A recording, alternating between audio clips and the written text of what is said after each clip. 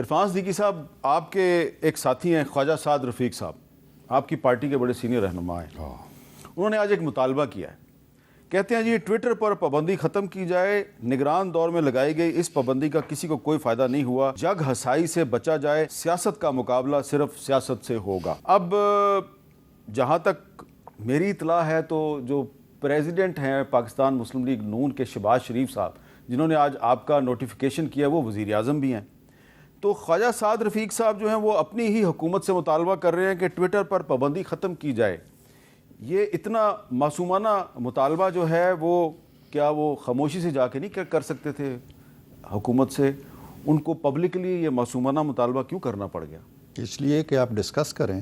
اچھا. اس لیے کہ میر صاحب تک بھی پہنچے، اس لیے کہ یہ عوام تک بھی پہنچے. یہ ایک ایشو کے طور پہ ہے، یہ کوئی حکومت پہ ایسی تنقید نہیں ہے، مطالبہ ہے. کیونکہ انہوں نے اس میں یہ بھی کمال یہ کیا کہ بتا دیا کہ ہم نے نہیں لگائی پابندی، نگران حکومت نے لگائی. اچھا، لیکن اگر مجھے 1 منٹ کی صرف اجازت دیں. جی جی. میرے برادر عزیز وقاص میں بڑا احترام کرتا ہوں سر، مہربانی. انہوں نے ایک کمپیریزن کی بات کی ہے کہ جی ذرا کمپیریزن کر لیں کہ جی ہمارے ساتھ کیا ہوا ہے. اور یہ تو خیر نہیں کہا کہ یہ کمپیریزن کر رہے ہیں کہ ہم نے 4 سالوں میں ان کے ساتھ کیا کیا تھا. یہ بات تو انہوں نے جملہ نہیں کہا، لیکن آپ جیسا باخبر صحافی جانتا ہے کہ ان 4 سالوں میں ان حضرات نے کیا کچھ کیا. میں اس پہ بھی جس میں آپ بھی شامل ہیں. نہیں، میں اپنا ذکر بھی نہیں کرنا چاہتا.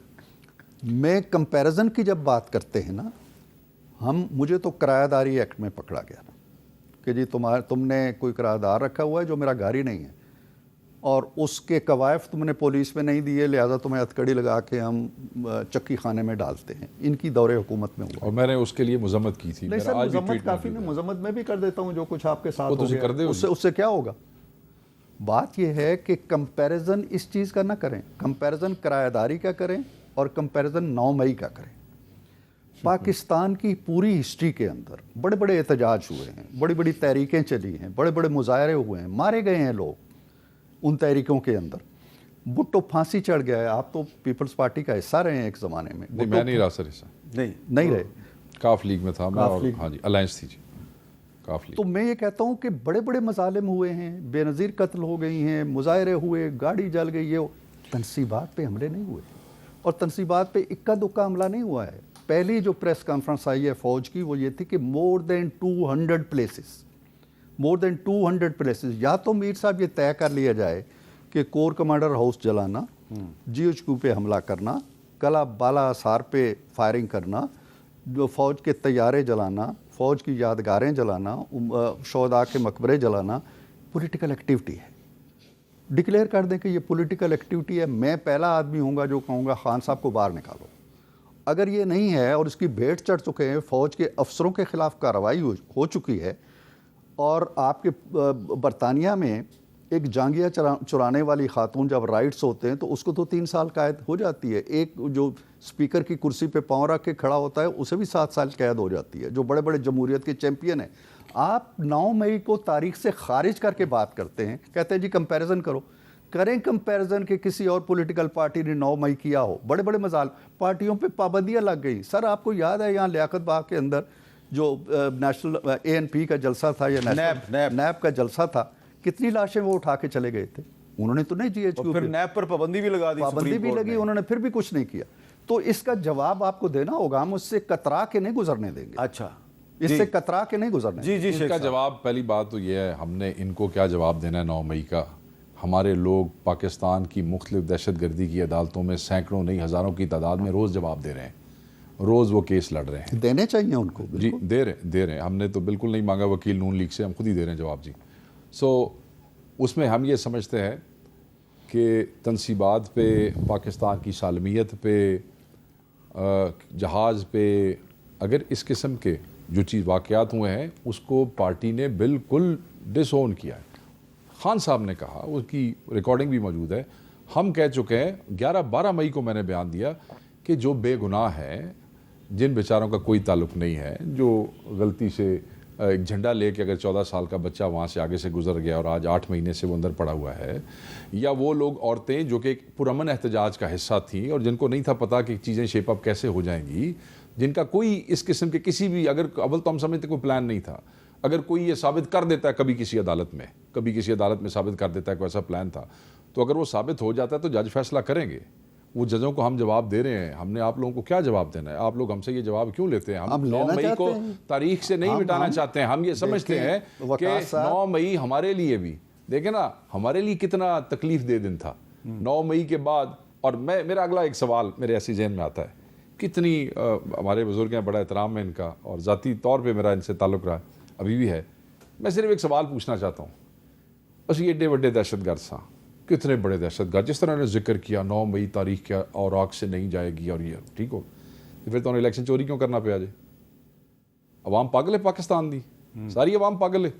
یہ تو آپ صرف تسی سیانے سو، یہ تو آپ کا دعویٰ ہے. مطلب آپ کا لیڈر نہیں جیت سکا، اس کو جتانا پڑا 2 جگہ سے آپ نے. یہ تو اگر وہ ایکٹ عوام، پاکستان کی عوام فیصلہ کرتی ہے نا جی، پاکستان کی عوام 24 کروڑ. ایک میرا سوال ہے آپ سے سر، سوال میرا یہ ہے کہ نواز شریف صاحب جو ہیں وہ کہتے ہیں جی کہ 2017 میں ان کے خلاف سازش ہوئی، ٹھیک ہے، اور مسلم لیگ نون جو ہے وہ کل رانا ثناء اللہ صاحب یہاں بیٹھے تھے، وہ کہہ رہے تھے جی وہ جو 2017 کی سازش تھی اس کا ماسٹر مائنڈ جنرل باجوہ تھا.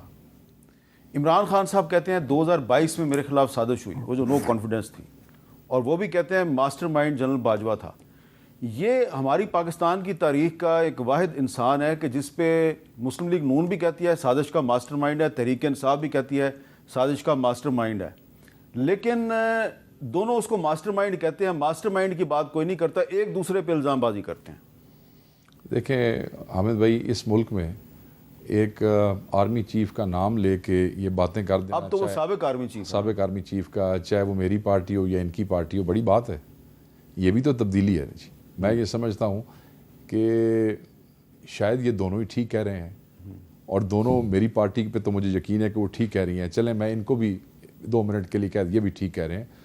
تو پھر یہ جنرل باجوہ دیکھیں نا، آپ چلتے کسی جگہ سے ہیں اور جاتے جاتے پارٹیاں سوئچ کر جاتے ہیں، تو پارٹیاں سوئچ تو سیاستدان کریں تو آج کل ان کے بارے میں نہیں ہے، تو اسٹیبلشمنٹ پارٹیاں سوئچ کریں تو ان کے بارے میں کیسے؟ اس کو ایکسٹینشن دینے کے لیے آپ دونوں اکٹھے تھے، بلکہ تینوں اکٹھے تھے. سر جب ان کو ایکسٹینشن ہوئی، ہماری تو حکومت تھی، یہ تو ان کے خلاف نعرے لگاتے تھے، یہ تو ان کے خلاف تقریریں کرتے تھے. یہ ساڑھے انارکی والے بھائی صاحب جڑے سن ڈیفینس منسٹر، یہ بھی انہوں نے خلاف تقریریں کرتے سن. کتنی تابعداری نے ایکسٹینشن دیتی سی؟ سوال تو انہوں کول بنتا ہے. ساڑھے تے الزام سی نا کہ ہم ان کے لائے گئے ہیں، ہم ان کی مدد سے آئے ہیں، ہمیں انہوں نے ہیلپ، ہم پہ تو یہ الزام تھا، یہ لگاتے تھے، وہ آپ نے دکھائی ہیں فوٹیجز بھی. تو یہ جواب دینا انہوں نے کس منہ سے ایکسٹینشن. اچھا اب چلیں، یہ ایک لمبی کہانی ہے، لیکن اب ایک عرفان صدیقی صاحب، فیض آباد دھرنا کیس کی انکوائری کے لیے ایک کمیشن بنایا گیا. کچھ لوگ کہتے ہیں جی کمیشن نے جنرل فیض کو کلین چٹ دے دی، اور کل سے خبر آ رہی ہے کہ اب ایک اور کیس میں ان کے خلاف انکوائری شروع ہو گئی ہے. تو ٹھیک ہے، یہ سیاستدان ایک دوسرے کے خلاف کارروائی کریں، مقدمات درج کریں، بنائیں ایک دوسرے کے خلاف، لیکن یہ لوگ جو ہر طرف کھیلتے رہے، جنرل باجوہ صاحب، فیض صاحب، ہر طرف کھیلتے رہے، کوئی آپ کو ایسا کوئی سسٹم نہیں بنانا چاہیے کہ ان کا بھی کوئی احتساب ہونا چاہیے؟ میر صاحب یقیناً ہونا چاہیے، اس میں تو کوئی شک نہیں ہے. دیکھیں نا، جو ہم لیپا پوتی کرتے ہیں یا خود فریبی کرتے ہیں کہ جی ہم احتساب کر رہے ہیں، وہ احتساب نہیں ہوتا ہے. ابھی اس کمیشن کی جو رپورٹ ہے، چند پولیس افسران کو آپ بٹھا دیتے ہیں، اور میرا خیال ہے کہ فیض حمید صاحب اس کمیشن کے سامنے آئے بھی نہیں ہیں. انہوں نے کہا جی کہ میں نہیں، اگر مجھ سے کوئی بات پوچھنی ہے تو ڈیفینس منسٹری کے دفتر میں آؤ تو میں بات کروں گا. اب کلین چٹ بھی مل گئی. تو اس طرح کے جو لیپا پوتی والے کمیشن ہوتے ہیں نا، یہ بننے ہی نہیں چاہیے. اس لیے کہ اگر آپ کے اندر سچ بولنے کی یا سچ کی تلاش کی یا سچ کو قریت کے سامنے لانے کی ہمت نہیں ہے، اور آپ نے آخر میں اس کو ایک سند دینی ہے، سرٹیفکیٹ دینا ہے بریت کا، صداقت اور امانت کا، تو اس سے بہتر ہے آپ بنائیں ہی نہیں. اب یہ جو واقعہ ہے یہ بھی بہت پرانا واقعہ ہے جس پہ انکوائری بٹھائی گئی 2017 کا. آپ کا چینل جو ہے اس پہ کافی کام کرتا رہا ہے. 2017 کا 7 سال ہو گئے ہیں. 7 سال بعد آپ کہتے ہیں جی کہ ہم انکوائری کر رہے ہیں. اب یہ انکوائری بھی اگر اسی نتیجے پہ پہنچتی ہے جی کہ نہیں وہ جو پراپرٹی والا ہے وہ جھوٹا تھا، بددیانت تھا، خائن تھا، اور انہوں نے کوئی ایسی کام نہیں کیا، جو کہ بادی النظر میں ہمیں لگتا ہے کہ فائنڈنگز آ جائیں گی، تو ان چیزوں کا کوئی فائدہ نہیں ہے. دیکھیں، وہ معاشرے جہاں سچ کو چھپا کے، جھوٹ کو آپ ایک لبادہ پہنا کے اڑا کے سامنے لے آتے ہیں، اور قوم جانتی ہے قوم کوئی اندھا نہیں ہوتی ہے کہ وہ آپ کہہ دیں جی کہ فیض حمید کا کوئی دیکھیں نا، شوکت عزیز صدیقی کا وہ دیکھ لیں، معاملہ دیکھ لیں، وہ دہائی دیتا ہے جی کہ ایک بندہ میرے گھر آیا مجھے کہتا ہے کہ جی یہ کرو نہیں تو اب اس بندے کو تو آپ گھر بھیج دیتے ہیں، اور وہ سپریم جوڈیشل کونسل کیا وہ بعد میں سپریم کورٹ بھی اس کو نہیں بلا کے پوچھتی کہ تم گئے تھے نہیں گئے تھے، کیا ہوا تھا۔ تو میں سمجھتا ہوں کہ یہ انصاف کا جو تو کمزوری تو سیاستدانوں کی ہے نا، کمزوری پورے نظام کی ہے، سیاستدانوں کی بھی ہے، بنیادی طور پہ ظاہر ہے کہ سیاستدانوں کے ہاتھ میں ہوتی ہے بظاہر نظام کی نکیل، جو کہ پتہ نہیں حقیقت میں بھی ہوتی ہے یا نہیں ہوتی ہے، لہٰذا گالی انہیں کو پڑھنی ہے۔